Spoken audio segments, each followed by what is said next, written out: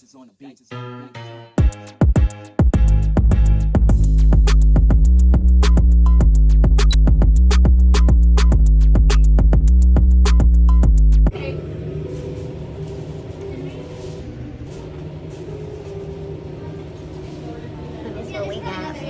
The gyro combo with rice and a drink. And this is what it is. Where it goes? Gyro sandwich. A blend of lamb and beef. This is the sauce I like. This is basically just garlic sauce.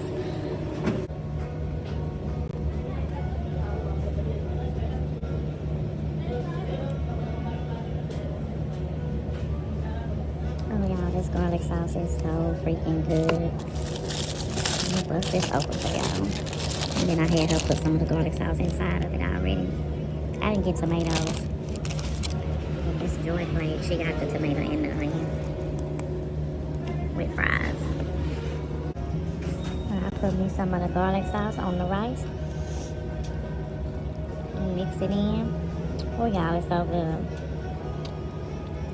No, I'm gonna be full in 2.5 seconds. I have to pack all this to go. But this rice is very good. I like these Kalamata olives too. See, nice, good, healthy meal. But this meat, beef and lamb mixture is so freaking tender and flavorful. You can tell they marinated it in their spices and herbs and stuff from their country. And it's a really good, different taste, but it's good. It's not one of those nasty type acquired tastes. Day in the life of a VSG bariatric patient. I'm full. I had what? 2 bites from the guy. I heard somebody, she said say gyro. The lady told me gyro yesterday. But then he pronounced it like she did, said gyro. I said, I like gyro better. Shit, they got a G in front of it. But 2 bites of the gyro. Y'all, this bread is so soft. Look, I wish y'all could see. Look how soft the bread is. Melt in your mouth. And I'm not even a bread. Even before my surgery, I've never been a bread type of chick. I don't have to have no bread with every meal. I ain't never been that. But this soft, flat pita bread type, I can do this. Just can't do it all at once.